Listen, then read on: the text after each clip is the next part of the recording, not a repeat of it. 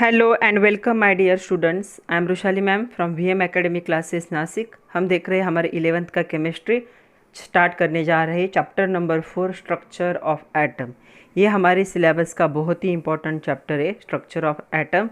ये हमें 11th में और 12th में दोनों जगह पे यूज़ होने वाला है। तो चलो स्टार्ट करते हैं लेक्चर नंबर 1। आज हम थोड़ा सा बेसिक इंट्रोडक्शन देखेंगे जो ऑलरेडी आप लोग 9-10 तक पढ़ चुके हो। सब atomic particle, proton, neutron, electrons क्या होते हैं, कैसे डिस्कवर हुए, थोड़ी सी बेसिक बातें करेंगे आज। एक्चुअल जो चैप्टर होगा वो नेक्स्ट लेक्चर में स्टार्ट होगा। ये भी हमारे सिलेबस का ही पार्ट है, लेकिन इस पर ज़्यादा क्वेश्चन नहीं आते। क्वेश्चन आते रुदरफोर्ड एक्सपेरिमेंट, उसके बाद बोर्स एटॉमिक थ्योरी, ऐसे पे क्वेश्चन होते हैं। तो पहले हम बेसिक जान लेते हैं, उसके बाद हम एक्चुअल स्टार्ट करेंगे सारी थ्योरीज। तो चलो स्टार्ट करते हैं। सब atomic particles, lecture number 1, chapter number 4, structures of atom with VM academy Nashik. तो चलो सब एटॉमिक पार्टिकल में पहले हमें कुछ क्वेश्चन देखने हैं। कैन यू रिकॉल करके आपके टेक्स्ट बुक में दिए फ्रॉम पेज नंबर 35। पहला क्वेश्चन है, what is the smallest unit of matter. Matter का सबसे छोटा यूनिट क्या होगा? तो इसका आंसर होगा atom. Atom is the smallest unit of matter. Okay. Second question है, what is the difference between molecule of the element and those of compound.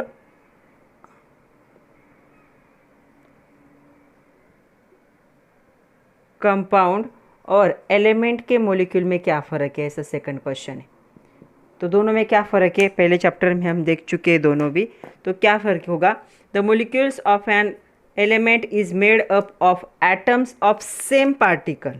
तो ये होंगे एटम्स ऑफ सेम पार्टिकल।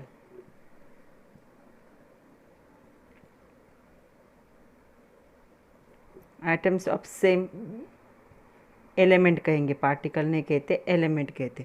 मतलब एक ही टाइप के एलिमेंट के एटम से क्या बनता है? एलिमेंट बनता है। Molecule while molecules of the compound are the made up of atoms of different. तो कंपाउंड क्या है? यहाँ पे एटम से ही बनता है लेकिन डिफरेंट एलिमेंट। मैं एग्जांपल भी दूंगी आप लोगों को, एटम्स ऑफ डिफरेंट एलिमेंट। तो देखो कंपाउंड होते क्या है, तो कंपाउंड का एग्जांपल है यहाँ पे CO2, कार्बन डाइऑक्साइड। इसमें कार्बन भी प्रेजेंट है, ऑक्सीजन भी प्रेजेंट है। मतलब कार्बन के भी एटम इन्वॉल्व होंगे, ऑक्सीजन के भी एटम इन्वॉल्व होंगे, दोनों के एटम इन्वॉल्व है। यहाँ पे एलिमेंट का एग्जांपल है जैसे कार्बन, यहाँ पे सिर्फ कार्बन के एटम इन्वॉल्व होंगे। सेकंड एग्जांपल एलिमेंट का ऑक्सीजन, सिर्फ ऑक्सीजन के एटम इन्वॉल्व होंगे। हाइड्रोजन, सिर्फ उसी के एटम इन्वॉल्व होंगे। तो यहाँ पे क्या है, सपोज दूसरा लिया मैंने H2O, ये भी एक कंपाउंड है। यहाँ पे हाइड्रोजन की भी एटम इन्वॉल्व है और ऑक्सीजन के भी एटम इन्वॉल्व है। मतलब एलिमेंट्स क्या होते हैं? Atoms of same element. मतलब सेम एलिमेंट के एटम जिसमें इन्वॉल्व होते हैं उन्हें हम एलिमेंट के मॉलिक्यूल कहेंगे। कंपाउंड के मॉलिक्यूल कौन होंगे? Atoms of different element. Different element जब कंबाइन होके एक कंपाउंड बनाते हैं उसे हम क्या कहेंगे? Molecules of compound. Okay. Next third question है, क्वेश्चन सुनो, क्वेश्चन बड़ा लिख नहीं सकते यहाँ पे। Does atom have any internal structure. Atom के अंदर कोई इंटरनल स्ट्रक्चर होता है? यस होता है। देखो मैं यहाँ पे आप लोगों को दिखा रही हूँ। हमेशा माना जाता है कि एटम्स आर द स्पेरिकल और सर्कुलर इन शेप। ओके। तो इसे हम क्या कहेंगे? एटम कहेंगे। तो एटम एक्चुअली दो पार्ट में डिवाइडेड होता है। कौन से होंगे पार्ट? एक होगा central part, circular part known as nucleus. Okay. इसके पास क्या होते हैं? इसके पास होते प्रोटॉन एंड न्यूट्रॉन।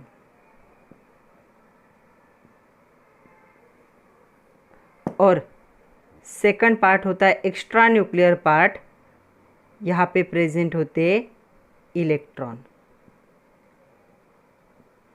जो इलेक्ट्रॉन्स होते वो एक जगह पे नहीं होते, they continuously move around nucleus in circular path. और इस सर्कुलर पाथ को क्या कहा जाता है? ऑर्बिट कहा जाता है। ओके। अभी ये जो तीन पार्टिकल है इनमें से प्रोटॉन पॉजिटिव चार्ज होता है, neutron name itself indicate it is neutral और चार्जलेस, और चार्जलेस क्वांटिटी, इस पे कोई भी चार्ज नहीं होता। और ये जो इलेक्ट्रॉन होते हैं इन पे कौन सा चार्ज होता है, निगेटिव चार्ज होता है। ओके, तो ये हम देख रहे हैं स्ट्रक्चर ऑफ एटम। तो देखो क्या क्वेश्चन है, does an atom have any internal structure? Yes, atom के अंदर तो इंटरनल स्ट्रक्चर प्रेजेंट है। Different subatomic particles such as protons, neutrons and electrons present in the internal structure. Atom के पास इंटरनल स्ट्रक्चर है तभी तो ये तीनों उस स्ट्रक्चर में प्रेजेंट है। उसके साथ क्वेश्चन है, इज इट इंडिविजिबल? मतलब इंडिविजिबल है, पहले कहा जाता था एटम इज़ नॉट इंडिविजिबल, तो ये इंडिविजिबल है, so it is divisible. 3 part में डिवाइड हो चुका है, एक पार्ट प्रोटॉन है, दूसरा न्यूट्रॉन है, तीसरा इलेक्ट्रॉन है। तो यस, इट इज़ डिविजिबल। तो इंटरनल स्ट्रक्चर जो होगा वो एटम का, वो क्या होता है, इंटरनल स्ट्रक्चर प्रेजेंट होता है, उसमें 3 पार्टिकल होते हैं। न्यूक्लियस में प्रेजेंट होगा प्रोटॉन जिस पे पॉजिटिव चार्ज होगा, उसी के साथ न्यूट्रॉन्स प्रेजेंट होंगे जो न्यूट्रल के या फिर चार्जलेस हो सकते हैं। और अराउंड द न्यूक्लियस एक ऑर्बिट होगा जहाँ पे इलेक्ट्रॉन कंटिन्यूसली मूव करते हैं और उन पे कौन सा चार्ज होगा, निगेटिव चार्ज होगा। नेक्स्ट क्वेश्चन है, which particle was identify by J Thomson in his cathode ray tube experiment? ये तो आप लोगों को 8th-9th में था। कैथोड रे ट्यूब में क्या मिला था जे थॉम्सन को? उन्होंने सबसे पहले फाइंड आउट किए थे इलेक्ट्रॉन। जो जे थॉम्सन थे उनको उनके कैथोड रे ट्यूब के एक्सपेरिमेंट में क्या थे, इलेक्ट्रॉन्स मिले थे। ओके, नेक्स्ट क्वेश्चन है, which part of an atom was discovered by the Ernest Rutherford from the experiment of scattering of alpha particle by gold foil? हमें ये सारे एक्सपेरिमेंट आज देखने। तो scattering of alpha particle by the gold foil, gold की एक foil थी, foil मतलब एक थिन प्लेट गोल्ड की, उसमें से क्या किए थे, अल्फा पार्टिकल पास किए थे, तब किसका डिस्कवर हुआ था, कौन से पार्टिकल डिस्कवर हुए थे? तो ऐसा क्वेश्चन है। तो nucleus of atom was discovered by Ernest Rutherford from the experiment of scattering of alpha particle by the gold foil. हमें डिटेल में देखना है। तो यहाँ पे क्या है, जो रुदरफोर्ड थे उनके एक्सपेरिमेंट में क्या मिला था, न्यूक्लियस मिला था। ओके, अभी ये जो तीनों सब एटॉमिक पार्टिकल है इनको सब एटॉमिक पार्टिकल और फंडामेंटल पार्टिकल ऑफ एटम कहा जाता है। किससे? प्रोटॉन्स, न्यूट्रॉन्स एंड इलेक्ट्रॉन को। ओके, तो इन तीनों को हमें क्या करना है, तीनों को अच्छे से डिटेल में देखना है, एक चार्ट बनाना है। उस चार्ट पे हमें तीनों के बारे में, तीनों को क्या करना है, कंपेयर करना है, तीनों के प्रॉपर्टीज़ को। What are the 3 important subatomic particles of atom? तो 3 कौन से ऐसे सब एटॉमिक पार्टिकल इंपॉर्टेंट? तो हमें पता है protons, neutrons and electrons are the 3 important subatomic particles of an atom. तो आपने ये आपका ऑलरेडी हो चुका है। तो हमें पता है अगर प्रोटॉन पॉजिटिव चार्ज है और न्यूट्रॉन न्यूट्रल है, दोनों भी न्यूक्लियस में रहते हैं, तो न्यूक्लियस पे कौन सा चार्ज होगा, positive charge. And the electrons revolve around nucleus, उन पे कौन सा चार्ज होगा, negative charge. The number of protons in every atom are equal to number of electrons, मतलब जितने पॉजिटिव चार्ज होते हैं एटम में उतने क्या होते, निगेटिव चार्ज होते हैं। इसीलिए हर एटम क्या होता है, इट इज़ चार्जलेस। तो क्या बन जाएगा, हर एटम वो भी क्या होगा, न्यूट्रल होगा, क्योंकि प्रोटॉन और न्यूट्रॉन इलेक्ट्रॉन की क्या होती है, जो अमाउंट होती है वो एटम में क्या होती है, सेम होती है। इसीलिए क्या होंगे, जो एटम्स होते हैं इलेक्ट्रिकली न्यूट्रल। हमेशा कभी एग्जाम में क्वेश्चन आता है 2 मार्क के लिए, why atom is electrically neutral. तो आपको पता होना चाहिए every atom contain the number of positive charge proton must be equal to number of negative charge electron, therefore every atom is electrically neutral. जितने पॉजिटिव है उतने नेगेटिव तो एक दूसरे को कैंसिल करेंगे और क्या बन जाएगा, 0। जब 0 चार्ज होता है उसी को हम क्या कहते हैं, चार्जलेस और न्यूट्रल क्वांटिटी। तो न्यूट्रल और चार्जलेस क्यों बन जाता है, क्योंकि प्रोटॉन और न्यूट्रॉन क्या है, इलेक्ट्रॉन क्या है, सेम है। कभी कभी क्वेश्चन ऐसे भी आता है कि why electron does not fall into the nucleus. Generally positive negative का क्या होता है, अट्रैक्शन होता है। तो इन दोनों में भी अट्रैक्शन होना चाहिए, क्योंकि इस पे पॉजिटिव चार्ज है और इस पे निगेटिव चार्ज है। तो ये क्यों इलेक्ट्रॉन्स न्यूक्लियस की तरफ अट्रैक्ट होकर न्यूक्लियस में फॉल नहीं होते, ऐसा भी क्वेश्चन होता है। बट हमें पता है कि ये न्यूक्लियस की आजू बाजू में क्या हो रहा है, ये सर्कुलर पाथ में कंटिन्यूस मूव हो रहा है। इलेक्ट्रॉन एक जगह पे खड़ा नहीं है। तो बिकॉज ऑफ कंटिन्यूअस मूवमेंट जो भी इलेक्ट्रोस्टैटिक फोर्स ऑफ अट्रैक्शन होता है, पॉजिटिव निगेटिव का जो अट्रैक्शन फोर्स होगा उसे कहा जाएगा इलेक्ट्रोस्टैटिक फोर्स ऑफ अट्रैक्शन। तो ये जो फोर्स ऑफ अट्रैक्शन है उसे कौन स्टेबलाइज कर रहा है? The centrifugal force. तो जो कंटिन्यूअस मूवमेंट की वजह से सेंट्रीफ्यूगल फोर्स जो क्रिएट हो रहा है वो क्या करता है? इलेक्ट्रोस्टैटिक फोर्स ऑफ अट्रैक्शन को रिड्यूस करता है, इसलिए इलेक्ट्रॉन्स न्यूक्लियस के अंदर नहीं जा सकते, वो क्या होंगे? बाहर ही घूमते रहेंगे। कभी कभी ऐसा भी क्वेश्चन आता है, why nucleus carry positive charge? क्यों न्यूक्लियस पे पॉजिटिव चार्ज होगा? Because nucleus contain positive charge protons and neutral neutrons. इस पे तो कोई चार्ज ही नहीं, सिर्फ एक दो पार्टिकल प्रेजेंट है, लेकिन दोनों में से एक पार्टिकल पे चार्ज ही नहीं। एक पार्टिकल पे कौन सा चार्ज है? पॉजिटिव। तो न्यूक्लियस पे भी कौन सा चार्ज आएगा? पॉजिटिव चार्ज आएगा। ओके, तो चलो अभी ये तीन जो सब एटॉमिक पार्टिकल है उन्हें एक टेबल में हमें देखना है कि क्या होगा, उनका मास कैसे होगा, चार्ज कितना होगा, रिलेटिव चार्ज क्या होगा, उसका सिंबल कैसे होगा, एप्रोप्रिएट मास कैसे होगा, उनके सिंबल्स क्या होते हैं, सब देखेंगे। तो देखो ये टेबल आपके टेक्स्ट बुक में भी दिया है। नेम, उसके बाद यहाँ पे सिंबल, एब्सोल्यूट चार्ज, उसके बाद रिलेटिव चार्ज, मास उसके किलोग्राम में, फिर यू में एप्रोप्रिएट मास। ओके, तो यहाँ पे electron E raise to minus, absolute charge होगा -1.6022 इंटू 10⁻⁻19। रिलेटिव चार्ज हम -1 लिखते हैं, सिंबल इसका आएगा माइनस ई, या ई रेज टू माइनस लिखा जाता है मोस्टली। और इसका मास क्या होगा? 9.10938 इंटू 10⁻31, ये किलोग्राम में। यू में होगा 0.00054 और एप्रोप्रिएट मास कितना होता है इसका? 0। प्रोटॉन को पी से डिनोट करेंगे। इलेक्ट्रॉन और प्रोटॉन क्या होते हैं? सेम ही होते हैं, सिर्फ चार्ज क्या होंगे? अपोजिट। तो एब्सोल्यूट चार्ज भी क्या होगा? सेम होगा, लेकिन पॉजिटिव साइन होगा। रिलेटिव चार्ज +1, इसे प्लस ई से भी दिखाया जाता है प्रोटॉन को। और मास कितना होगा? 1.6726 इंटू 10⁻27 किलोग्राम, या फिर 1.00727। तो इसे 1 U एज्यूम किया जाता है। न्यूट्रॉन्स n स्मॉल n से डिनोट करेंगे, कोई भी चार्ज नहीं है क्योंकि chargeless quantity neutral quantity. Relative charge भी 0 होगा, सिंबल क्या आएगा? नथिंग। इसका जो मास होगा वो किलोग्राम में होगा, exactly like the proton, proton जैसा ही होगा। थोड़ा सा क्या है? चेंज है, सिर्फ थोड़ा सा, प्रोटॉन से थोड़ा सा ज़्यादा है, 1.0086 होगा। इसे भी 1 U क्या किया जाता है? एज्यूम किया जाता है। कभी कभी आपको टेबल देते हैं और आपको कुछ ब्लैंक स्पेस होता है और आपको कंप्लीट करना होता है, या कभी कभी इसमें से कुछ पूछा जाता है, तो आपको ये टेबल की वैल्यू पता होना ज़रूरी है। तो चलो अभी हमें स्टार्ट करना है डिस्कवरी ऑफ इलेक्ट्रॉन। आप लोग ये पढ़ चुके हो 8 और 9 में, शॉर्ट में देख लेते हैं फिर भी।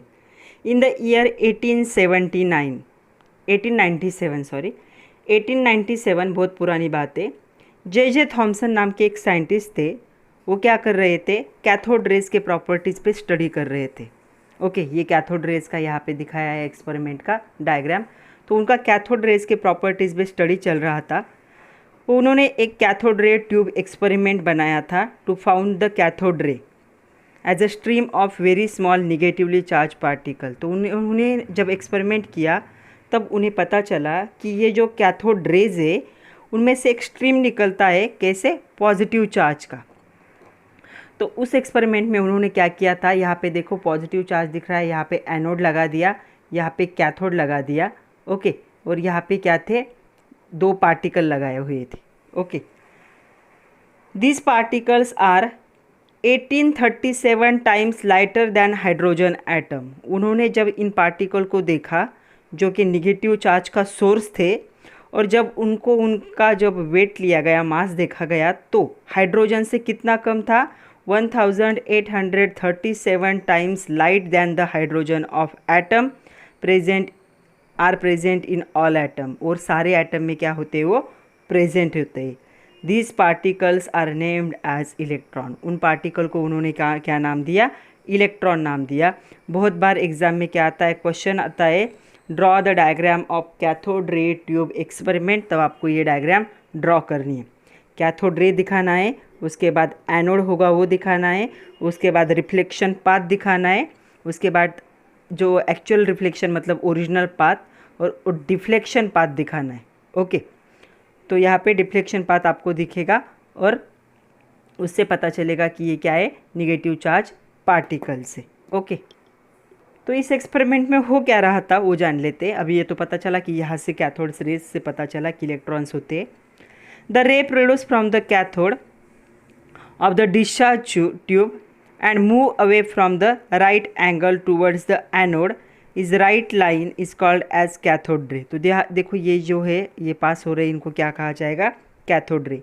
when electric field is fixed the strength was applied। यहाँ पे देखो एक इलेक्ट्रिक फील्ड को क्या किया गया है, अप्लाई किया गया है। तब क्या हुआ, deflection of cathode ray toward the positive electron was observe. तो जो पॉजिटिव इलेक्ट्रॉन्स होते हैं उनकी तरफ क्या हो गया, उनका अट्रैक्शन दिखा। अगर निगेटिव चार्ज होगा तभी पॉजिटिव चार्ज की तरफ उनका क्या दिखेगा, अट्रैक्शन दिखेगा। दे आर, उन्होंने क्या, इससे क्या पता चला कि जो पार्टिकल्स होंगे वो क्या होंगे, पॉजिटिव चार्ज की तरफ अट्रैक्ट होने पार्टिकल क्या होंगे, निगेटिव चार्ज होंगे। क्योंकि ये जो पीछे लगाई थी ये फॉइल थी, उस फॉइल की तरफ वो क्या हो रहे थे, अट्रैक्ट हो रहे थे। मतलब इलेक्ट्रॉन की तरफ अट्रैक्ट हो रहे हैं, इसका मीनिंग क्या हुआ, उन पे क्या होगा, निगेटिव चार्ज होगा। Cathode ray cause the mechanical motion of the small pin hole placed in their path. तब स्मॉल पिन होल रखा गया, मतलब पिन चाहेगी इतना ही होल रखा गया, तब भी वो क्या कर रहे थे, उससे पास हो रहे थे। एंड उससे ये पता चला, इसका एक कंक्लूजन निकला कि जो कैथोड रे होंगे उन पे कौन सा चार्ज होगा, उनसे निकलने वाले रे पे निगेटिव चार्ज होगा। ये निगेटिव चार्ज पार्टिकल है। फिर जे थॉमसन ने उसे क्या नाम दिया, इलेक्ट्रॉन नाम दिया। उसके बाद हमें देखना है डिस्कवरी ऑफ प्रोटॉन। ओके, तो डिस्कवरी ऑफ प्रोटॉन के लिए हमें देखना है रुदरफोर्ड्स एक्सपेरिमेंट। अल्फा स्कैटरिंग एक्सपेरिमेंट कहा जाता है, अल्फा पार्टिकल स्कैटरिंग एक्सपेरिमेंट, जिसमें किसका पता चला, प्रोटॉन का पता चला। तो 1911 में, या अभी तो इलेक्ट्रॉन क्या थे, अभी तक डिस्कवर हो चुके थे। जब इलेक्ट्रॉन्स मिले तब अलग अलग साइंटिस्ट काम पे लग गए कि इसमें और कुछ प्रेजेंट हो सकता है क्या, तो हर कोई एक्सपेरिमेंट करके देखने लगा। तो 1911 में जो अर्नेस्ट रुदरफोर्ड थे, was found experiment of the scattering of alpha particle by thin gold foil. तो डायग्राम में देखो, ये जो है गोल्ड की फॉइल है, थिन। उन्होंने क्या किया, ये सोर्स ऑफ अल्फा पार्टिकल है, अल्फा पार्टिकल सोर्स में से अल्फा पार्टिकल को पास किया, एक लीड की प्लेट रखी है अंदर, और फिर उन्होंने क्या किया, पास किया। तो यहाँ पे ये गोल्ड की फॉइल है और गोल्ड के फॉइल पे पास किए उन्होंने अल्फा पार्टिकल्स। तो क्या पता चला उन्हें, वो देखते that a few alpha particle bounce back. कुछ अल्फा पार्टिकल क्या हुए, बाउंस बैक, मतलब उस पार्ट यहाँ से क्या हुए, बैक आ गए। देखो यहाँ पे दिख रहे, मतलब फॉइल पे क्या हुए, फॉइल पे गए, फॉइल को टच हुए और फॉइल से क्या हो गए, रिवर्स में आ गए। तो देखो ऐसे बैक आ गए, ओके, इस डायरेक्शन में।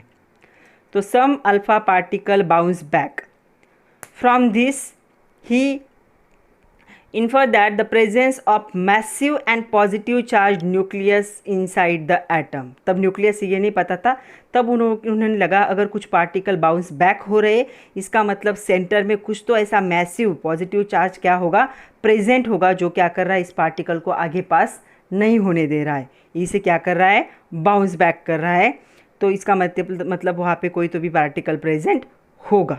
ओके, फिर उन्होंने क्या किया, डिस्कवरी हुई न्यूक्लियस की, तो उन्होंने उसे नाम दिया न्यूक्लियस। जिस पार्टिकल की वजह से जो अल्फा पार्टिकल है वो बाउंस बैक हो रहे थे, उसे उन्होंने नाम दिया न्यूक्लियस। ओके, फिर 1919 में Rutherford found that fast moving alpha particle transmuted nitrogen into oxygen atoms simultaneous liberation of hydrogen. तो उन्होंने अल्फा पार्टिकल को नाइट्रोजन पे क्या किया, स्कैटर्ड किया, तब उन्हें ऑक्सीजन एटम मिला। एक रेडियो एक्टिव रिएक्शन है ये। He found further shows that other elements could also transmuted but hydrogen was always emitted. मतलब हर एक पे क्या होगा, जब अल्फा पार्टिकल का ट्रांसमिशन होगा तो ये नए पार्टिकल में कन्वर्ट होता है, सिर्फ हाइड्रोजन क्या होगा, हमेशा यहाँ पे रिलीज होगा। तो उसमें से उन्होंने क्या कंक्लूजन निकाला, तो उन्होंने ये कंक्लूजन निकाला कि on the basis of Rutherford propose that the hydrogen nucleus must be contain inside the nuclei of all element. तो उन्होंने ऐसे बता दिया कि इस दुनिया में जितने भी एलिमेंट्स प्रेजेंट है उनके न्यूक्लियस में क्या प्रेजेंट होगा, हाइड्रोजन न्यूक्लियाई प्रेजेंट होगा, क्योंकि वो क्या है, अल्फा पार्टिकल के स्कैटरिंग की वजह से क्या हो रहा है, सेपरेट हो रहा है। Hence the hydrogen nucleus was renamed as proton. तो हाइड्रोजन न्यूक्लियस, जिसे उन्होंने हाइड्रोजन न्यूक्लियस कहा था, बाद में उसे क्या नाम दिया गया, प्रोटॉन। तो प्रोटॉन का जो एक्सपेरिमेंट था वो मैं आप लोगों को दिखाती हूँ। तो क्या किया गया था, देखो नाइट्रोजन था, एटॉमिक नंबर 7, मास नंबर 14, इस पे अल्फ़ा पार्टिकल स्कैटर किया गया, मतलब पास किया गया। अल्फ़ा पार्टिकल होता है हीलियम एटम होता है, 2 4 होगा। तब ये क्या हुआ, ट्रांसम्यूटेड। हमें देखना है, जब हम देखेंगे न्यूक्लियर केमिस्ट्री 11th में ही देखना है न्यूक्लियर केमिस्ट्री, तब हम देखेंगे ट्रांसम्यूशन क्या होता है। तब नाइट्रोजन किस में कन्वर्ट हो गया, नाइट्रोजन कन्वर्ट हो गया into the oxygen, atomic number 8, mass number 17 में। और यहाँ से एक हाइड्रोजन क्या हुआ, सेपरेट हुआ, इसे ही उन्होंने क्या नाम दिया, प्रोटॉन। ये था उनका एक्सपेरिमेंट, तो इसे उन्होंने क्या नाम दिया, प्रोटॉन नाम दिया। तो अभी क्या हो चुका था, 1920 तक जो रुदरफोर्ड थे वो प्रपोज कर चुके थे कि extension of electrically neutral and massive particle in the nucleus is an atom. उससे उन्होंने क्या नाम दिया, उसे उन्होंने नाम दे दिया प्रोटॉन। ओके, तो उन्होंने बता दिया कि न्यूक्लियस के अंदर क्या होता है, एक पॉजिटिव चार्ज प्रेजेंट होता है, जिसे उन्होंने नाम दिया प्रोटॉन, जो कि हाइड्रोजन जैसा ही होगा। उसके बाद अबाउट 1932 में एक साइंटिस्ट आए, जेम्स चैडविक। वो मेजर कर रहे थे velocity of proton ejected from the paraffin by undefinite radiation from the beryllium. उन्होंने बेरिलियम का सोर्स लिया और बेरिलियम के सोर्स से वो क्या कर रहे थे, पैराफिन की जो ट्यूब थी उस पर क्या कर रहे थे, कंटिन्यूस पार्टिकल क्या कर रहे थे, पास कर रहे थे। उनको क्या फाइंड आउट करना था, velocity of proton ejected from the paraffin. Paraffin से कितने वेलोसिटी इलेक्ट्रॉन्स की क्या होती है, इजेक्ट होती है।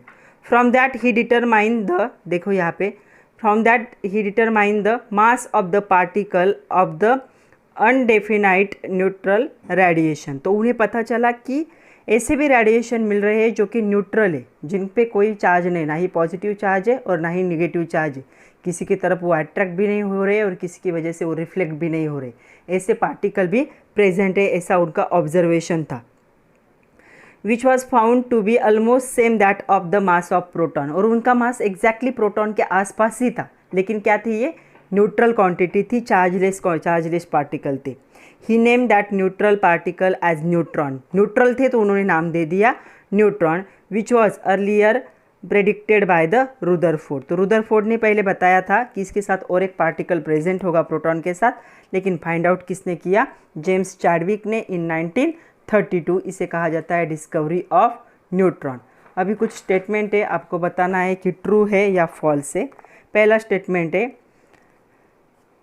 The electron is 1837 times lighter than proton. ये ट्रू था।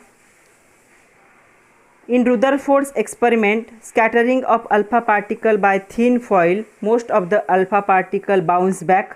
ये क्या था, फॉल्स था।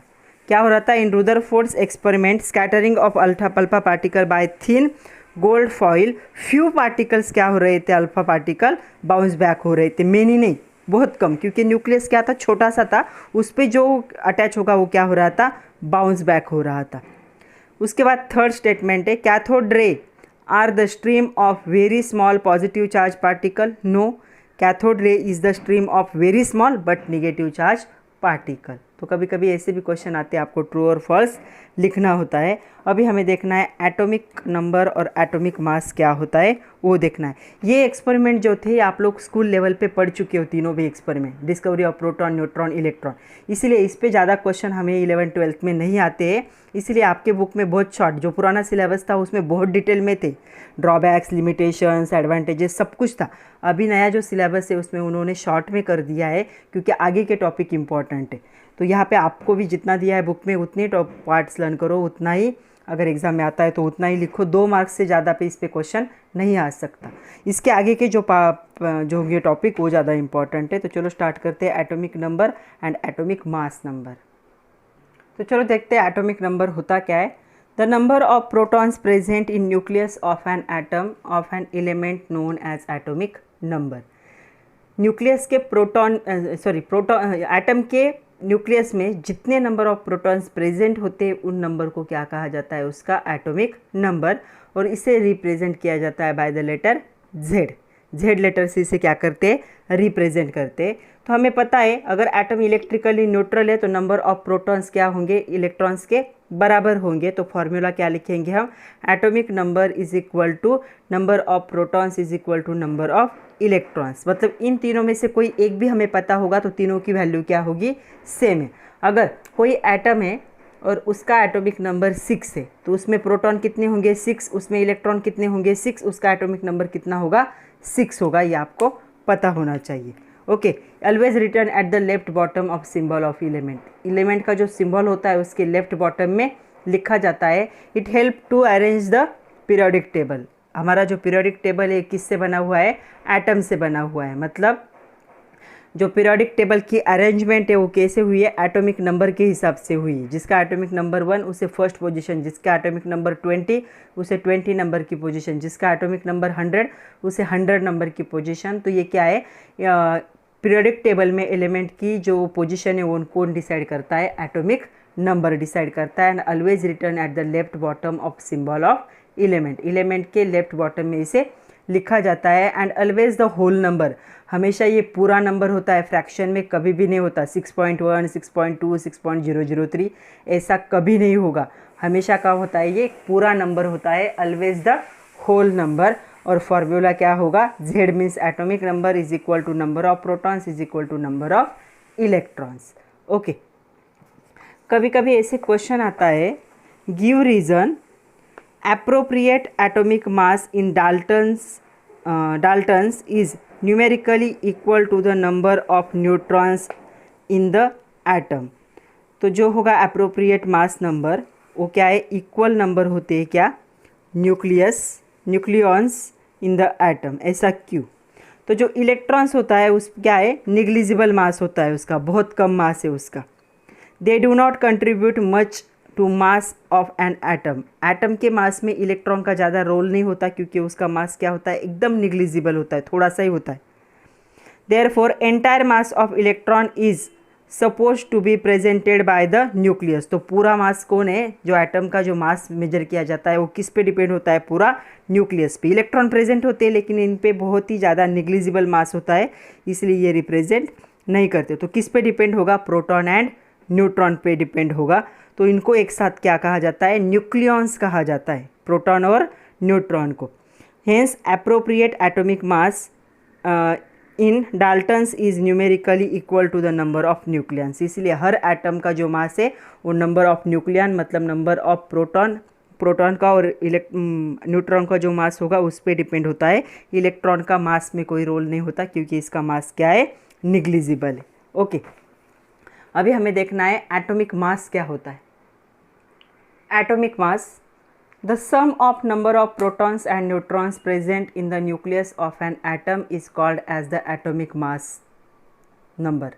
तो इसे क्या कहा जाता है, एटॉमिक मास नंबर भी कहते हैं या एटॉमिक मास भी कहा जाता है कभी कभी। तो जो नंबर ऑफ प्रोटॉन्स और न्यूट्रॉन्स होंगे तो दोनों के नंबर की जो एडिशन होगी उसे क्या कहा जाता है, एटॉमिक मास नंबर कहा जाता है या फिर एटॉमिक मास कहा जाता है। It is represented by the letter A. तो मास नंबर को कैसे हम दिखाएंगे, एटॉमिक मास नंबर को, तो atomic mass number is equal to number of protons plus number of neutrons. तो A is equal to P plus N. लेकिन अभी हमने जो फॉर्मूला देखा था उसमें था Z is equal to P is equal to E raise to minus. Okay, तो यहाँ ये दोनों इक्वल है तो यहाँ पे मैंने पी की जगह पे जेड मतलब एटॉमिक नंबर डाल दिया।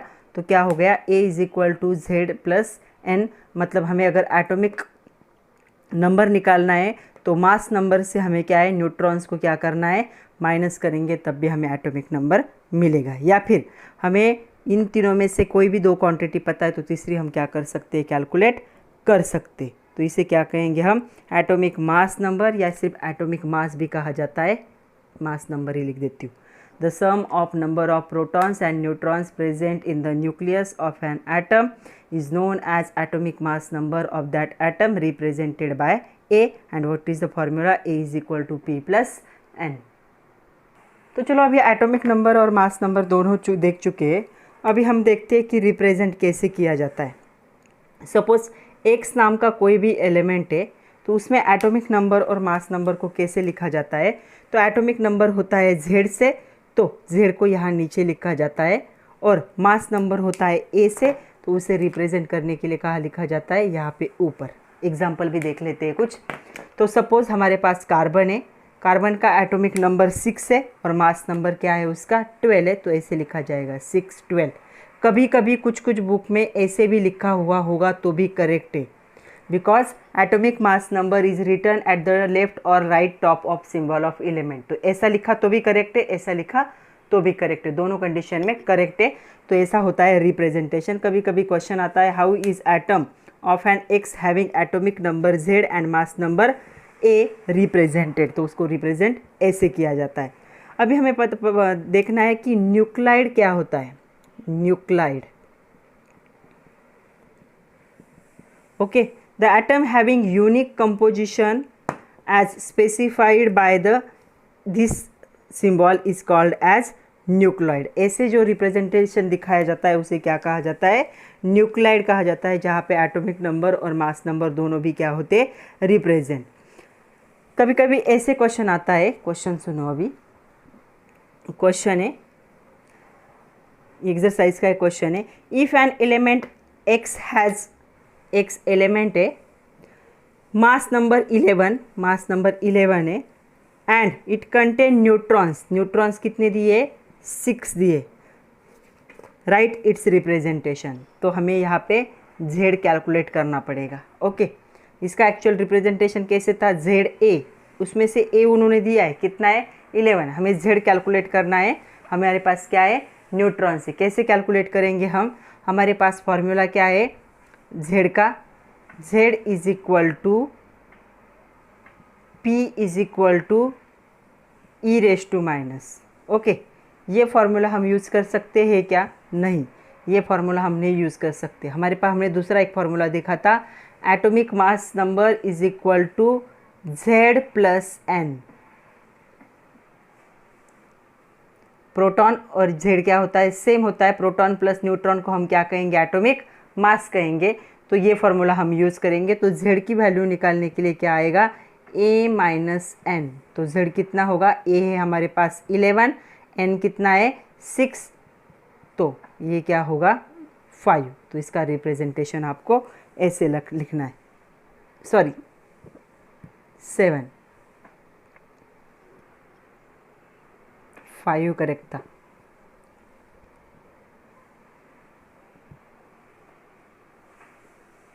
तो इसका रिप्रेजेंटेशन आएगा ऐसे। ये कैलकुलेशन आपको करने नहीं है, आप डायरेक्ट रिप्रेजेंटेशन लिख सकते हो। ओके, नेक्स्ट क्वेश्चन है, सेम है, if element X has 6 proton and 8 neutron, right it's representation. मतलब X के लिए हमें Z को भी कैलकुलेट करना है और A को भी कैलकुलेट करना है। पहले हम Z को कैलकुलेट करते हैं। Z कैलकुलेट करने के लिए हमारे पास फॉर्मूला क्या है, P भी हो सकता है, E रेज टू E भी हो सकता है। तो प्रोटॉन उन्होंने दिए, कितने प्रोटॉन है, 6, तो Z कितना हो गया 6।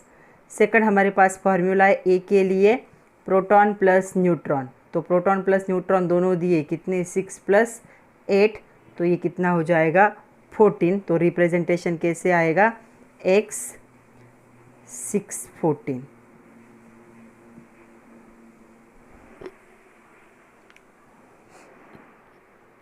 नेक्स्ट क्वेश्चन देखो, एलिमेंट 3 एलिमेंट QRT, तो मैं यहाँ पे लिख रही हूँ QRT। इनका हमें क्या, Z भी फाइंड आउट करना है, A भी फाइंड आउट करना है, Z फाइंड आउट करना है, A फाइंड आउट करना है, Z फाइंड आउट करना है, A।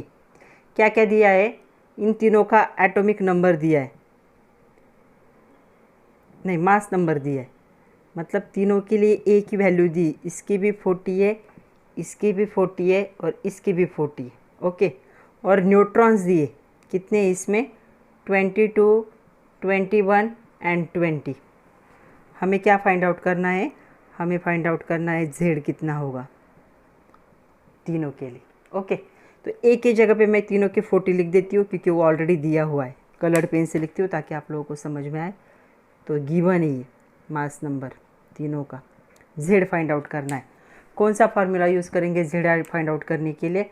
हमारे पास फार्मूला होगा a is equal to z plus n, मतलब z is equal to a minus n। तो z फाइंड आउट करना है, a पता है n भी पता है। तो इसके लिए पहले फाइंड आउट करते हैं। देखो इसके लिए a की वैल्यू है 40 माइनस 22, ये हो जाएगी 18। इसके लिए है 40 माइनस 21, ये हो जाएगी 19। और इसके लिए 40 माइनस 20, ये हो जाएगी 20। ओके, तो अभी z की वैल्यू कितनी आएगी यहाँ पे 18 है ना, 18, 19, 20 आ रहा है समझ में? तो इन तीनों का रिप्रेजेंटेशन ऐसे होगा, Q 1840, R 1940 and T 2040। Next आपके एक्सरसाइज का क्वेश्चन है मैच द फॉलोइंग। एक साइड में एलिमेंट दे और दूसरे साइड में हमें न्यूट्रॉन निकालने। तो न्यूट्रॉन निकालने का फॉर्मूला क्या होगा? इससे अगर हम इसको माइनस कर देंगे तो हमें क्या मिलेगा? न्यूट्रॉन। तो न्यूट्रॉन के लिए फॉर्मूला क्या होगा? a minus Z. ओके, तो चलो देखते हैं इसके न्यूट्रॉन कितने आते हैं। 18, 40 में से जब 18 जाते हैं तो यहाँ पे आता है 22। ओके, 14 में से जब 6 जाता है तो यहाँ पे क्या है, कितना आता है? 8। 40 में से 19 जाता है तो यहाँ पे कितना आता है? 21। और 14 में से 7 जाता है तो यहाँ पे कितना आता है? 7। मतलब मैच द पेयर क्या होंगे? फर्स्ट का होगा फोर्थ, सेकंड का होगा थर्ड, थर्ड का होगा सेकंड और फोर्थ का होगा फर्स्ट। तो इससे क्या होंगे? मैच द पेयर होंगे। एक कॉमन क्वेश्चन है, find out the number of protons, neutrons and electrons, और नीचे दिया है पहला देखो ये। तो चलो स्टार्ट करते हैं कैसे निकालना है। तो यहाँ पे ये जो होगा वो होगा, इसका मतलब है ARZA होगा।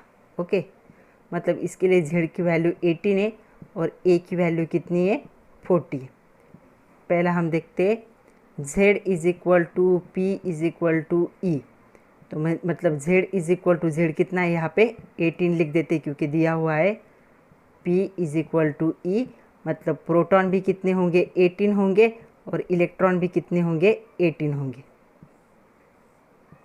ओके, यहाँ पे देखो अभी सेकंड फार्मूला लिखते हैं हम, A is equal to P plus N।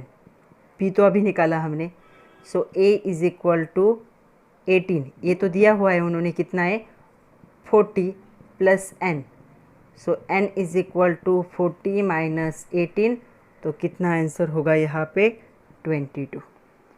तो नंबर ऑफ प्रोटॉन्स हो जाएंगे इसमें 18, नंबर ऑफ इलेक्ट्रॉन्स होंगे 18, नंबर ऑफ न्यूट्रॉन्स होंगे 22 फॉर द आर्गॉन। आर्गॉन 1840। दूसरा है ऑक्सीजन 817। तो चलो देखते, Z इज़ इक्वल टू 8 है और A इज़ इक्वल टू 17 है। तो पहले Z is equal to P is equal to E raise to minus, मतलब प्रोटॉन भी 8 हो गए, इलेक्ट्रॉन भी 8 हो गए।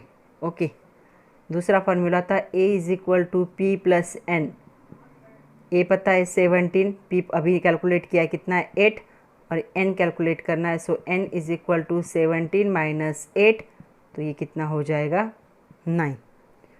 ओके, तो यहाँ पे होंगे प्रोटॉन होंगे 8, इलेक्ट्रॉन होंगे 8 और न्यूट्रॉन होंगे 9 फॉर ऑक्सीजन 817। तो ये अभी आप लोगों के लिए होमवर्क है, आप लोग ये दो करोगे।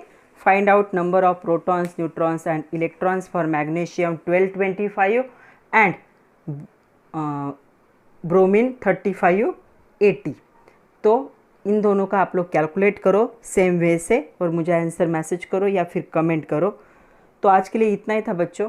आज हमने बहुत बेसिक टॉपिक देखे। कल के लेक्चर में हम देखेंगे आइसोटोप्स, आइसोबार एंड आइसोटोन्स, उनके डिफरेंस भी देख लेंगे और हमें देखने रुदरफोर्ड मॉडल के क्या ड्रॉबैक्स थे, वो ड्रॉबैक जान लेंगे। उसके बाद हम देखेंगे बोहर्स एटॉमिक मॉडल। ओके, तब तक के लिए पढ़ते रहिए, खुद का ख्याल रखिए। Thank you very much my dear students.